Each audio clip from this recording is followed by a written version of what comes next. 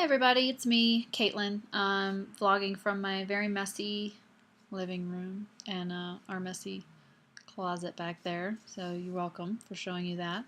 I probably could have just closed the curtain, huh? But I didn't.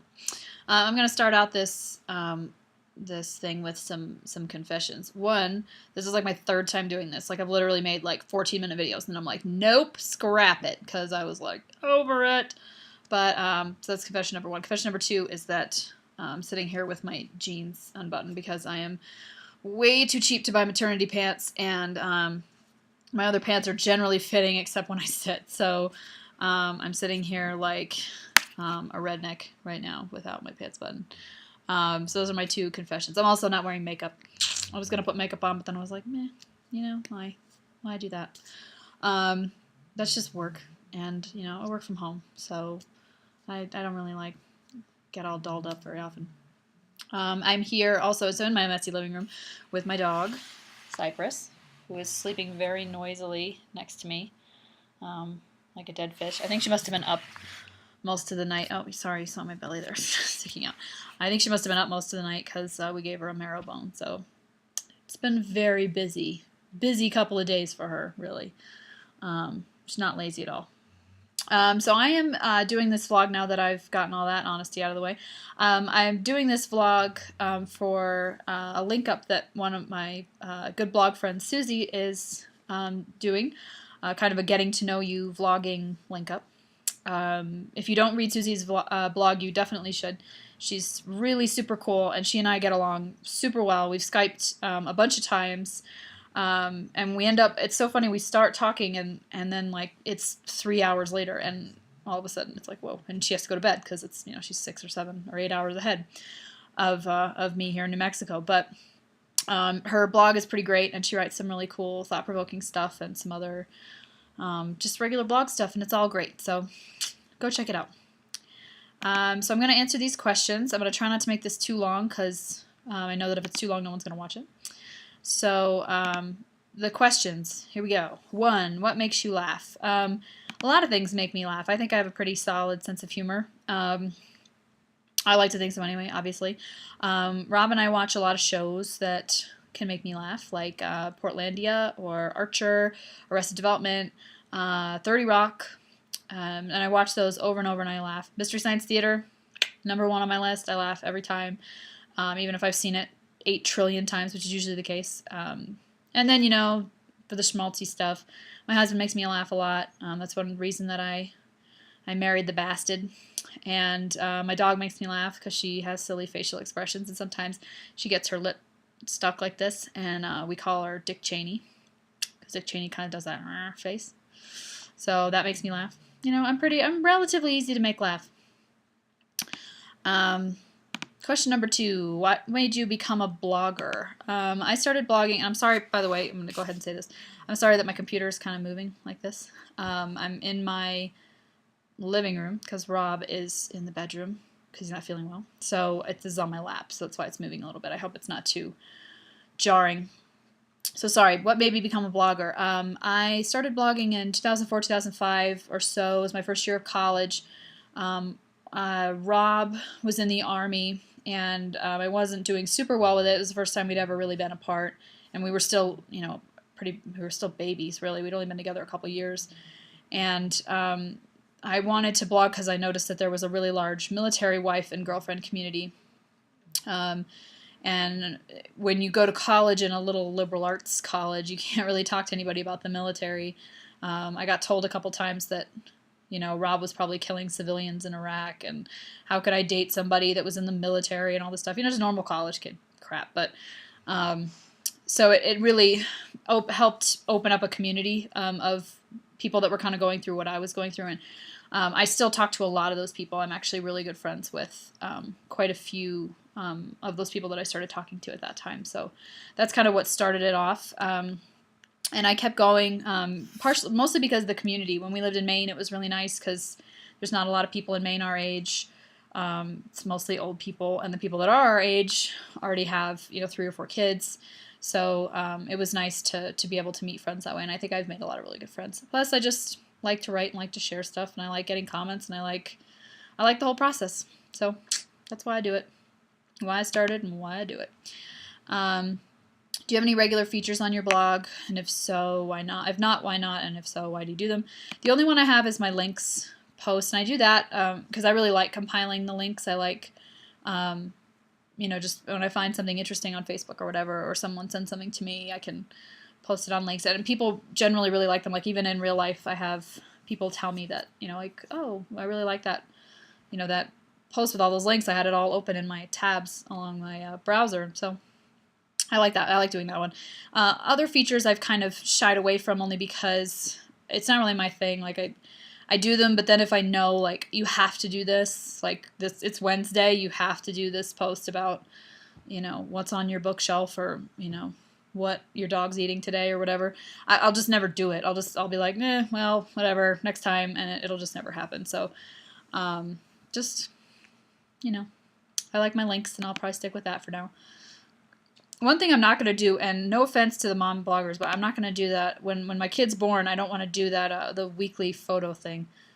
Only because there's never any words to go with those photos. It's always just like, one photo of my children 1 week every year, all year, and then it's just like a photo, and it's like, well, but that's not a post. It's just a photo. So probably won't do that, but rock on if that is something that you want to do. Obvi. Okay. What is one piece of advice that has stuck with you? I'm going to keep this relatively recent advice. So I found out I was pregnant in October and instantly started panicking. So that everything was going to go wrong and it was going to be horrible and awful. And I told one of the first people that I actually told outside of my family or outside of Rob and obviously and my sister and a few other people was Susie Kraus of Susie Kraus and Skyscrapers blog, and because she was pregnant as well at the time, and just had her baby, hooray! But she told me that she had, how she had, kind of dealt with anxiety was to always remember that to kind of look at it like an innocent until proven guilty thing, where everything's fine with the pregnancy until you have evidence that it's not going fine. So I remember that a lot because I'm literally always asking questions of my doctor, or when we got the ultrasound this last Monday, and my doctor didn't call me right away, I just freaked out. I was so worried. Like people kept being like, "Are you excited?" And I'd be like, "Not really, because I don't know if she has kidneys." And so when I finally, heard, I talked to my doctor today actually, and when she walked through, everything being okay, it was really, really nice. So it's nice to remember. I try to remember that when I get really stressed out, and it's stuck with me through the last, whatever it is, 4 or 5 months. What inspires you when writing blog posts? Sometimes, it just depends. Probably the same thing that inspire other people. Shit that happens in my life. Posts other people have written that I like. My husband, things that happen with him, things that I'm thinking, a post that I read on someone else's blog or Twitter that pissed me off, or that, just normal stuff. It's kind of like when I keep thinking like, oh, I want to write a blog post, but usually it's like one thing that I'm like, that happens, and I'm like, all right, got it, I'm going to write something. But, just the normal shiz. Aside from being fantastic at blogging, which I actually don't think I am right now, do you have any other hidden talents or party tricks? When you know another language, especially a weird language, and I use weird very subjectively. I don't mean that any language is weirder than another. I just mean that when, people here generally study Spanish or French. And so if it's outside Spanish or French and it counts as a weird language, people are really excited about it. And people are generally really interested in Russia as a country. So usually when people find out that I speak Russian, that turns into a party trick. They get really excited about that. People will be like, oh, how do you say this in Russian? Or how do you say this swear word in Russian? How do you blah, blah, blah? And I kind of downplay it because, I really don't speak Russian as well as I used to. But, sometimes they want to know how to say, I like cheeseburgers or something. And it's easy for me to say that. So, just kind of turns into a fun thing to do at parties. When I met one of Rob's crewmates, Luke, one of the ways I broke the ice with him, because he was interested in Russian, was I told him, in Russian, the word luk means onion. So there you go. And we were friends forever. So, okay. What are your top tips for first-time vloggers and bloggers? I guess my advice is probably the same as what everyone else is going to say, and that's mostly to just be yourself, to be as genuine as possible. And I know that's really cliche, but it's so true that your blog will be a lot more interesting to more engaged people if you actually are kind of honest and genuine. If you set out to do it so that people will, so that you're going to make money or that you get a lot of followers, you're probably just going to get really burned out on it and not really meet kind of the people that are really into the whole thing, just to meet people and to share their lives and that kind of thing. And I think that that's a much more rewarding experience. So if that's what you want, I would say be as genuine, be as honest as you're comfortable being. And, kind of open up and talk about things that make you laugh and talk about things that make you sad. All those things, just being a real person instead of, here are a million photos of my outfit, which, I think will get me followers. If you want to post pictures of your outfits, totally cool. I didn't mean that as a slam on fashion blogging at all. Just that, don't do it just to get followers. Be yourself. Sounds like a PSA, a little after-school special. If you had to get a tattoo at 11 years of age, what would it have been? When I was 11, I was really into the Beatles, and it probably would have been like a huge John Paul, George Ringo portrait on my back, or my chest or something. I wasn't into the Beatles in like I'm super, like I'm an 11-year-old that actually likes really good music. It was more like, all my friends are listening to whatever the hell 5th graders were listening to in 1996, 97. I'm cool and different, and I like the Beatles, and I'm better than all of you, and everyone look at me. So I was kind of an obsessive kid. I was obsessed with stupid shit. So I really got into the Beatles and was all about that. So I probably, in the depths of my obsession, probably would have gotten, if I could have, a big ass Beatles tattoo or lyrics or something dumb, going down my arm or something. What is the story behind your blog name / username? When we moved to the desert, we saw like a little scraggly yellow flower that looked kind of like a dandelion, and I said, oh, it's a dandelion, but it's like a desert dandelion. And Rob said something like, oh, that's like you're a desert dandelion, like a weird scraggly plant growing out of dirt, I guess. And I don't know, I just like the alliteration, I like the sound of it, I like dandelions as a symbol, kind of perseverance, that kind of thing. So yeah, that's kind of where it came from. I don't know if I'll keep it when we move back east where there are no deserts, but we'll see. How do you think you'd react if your blog ever appeared on Get Off My Internets? Funny story, it did one time, not on the main page, and it didn't have its own forum, but I was in a forum called Nobody Blogs That Annoy You, and a couple of people said that I was really negative and complained, and that I was probably a real misery guts to hang out with. And I won't lie to you, I was actually really hurt by it. And that's really, it's strangers on the internet, so really how I reacted to it, I could really only blame myself for that. In my blog friend Nova's video, she said, writing on GoMe seems like a kind of a waste of time.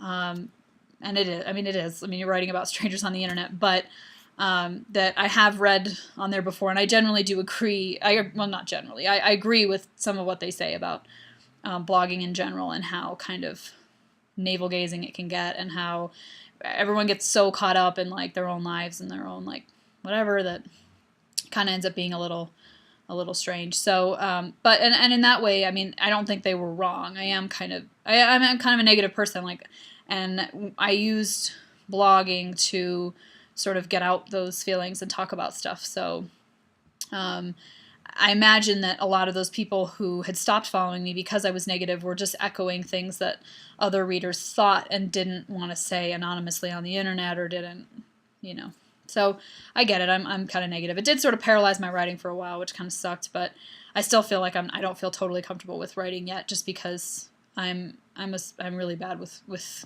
criticism, even constructive criticism. So tell us about a teacher who had a big influence on your life. My Russian professor in college, Olga, was probably my favorite teacher of all my teachers. She was just very involved and very engaged, and kind of I tend to people can kind of like tell that I'm, sort of, especially when I was younger, like that, oh, I want, people to take care of me, I guess. So she was the kind of the quintessential Russian mother, just always taking care of us, and me and other kids and other college students. And she was, just really into like teaching us a lot of really interesting stuff and really interested in our success and all of that. So she was just, you can tell when a teacher is really engaged and really happy in what they do. So she was definitely that person for me.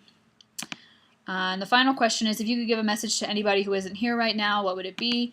I'm going to do the easy one and give a message to my fetus, who technically is here but isn't here yet. I'm not holding her yet. And that is just keep growing, keep being okay, start kicking more though I can feel it, so I stop worrying. Those aren't very inspirational messages to come from your mother, I guess, but when she's here, I'll tell her all the, love yourself and you're great and, work hard and all that crap. But for now, stick around. That's my main message. So this has already gone on for 16 and a half minutes, and my guess is no one's watched this far. If you have watched this far, I'd give you a cookie if you were here, or some of my Cadbury mini eggs that I have over there. That's why I'm pointing over there. But you're not here, so I can't do that. But thank you if you did last this long, or if you fast forwarded to this point. So yeah, thank you, Susie, for hosting this, and I'm excited to watch all your vlogs. So have a great weekend, guys. Bye.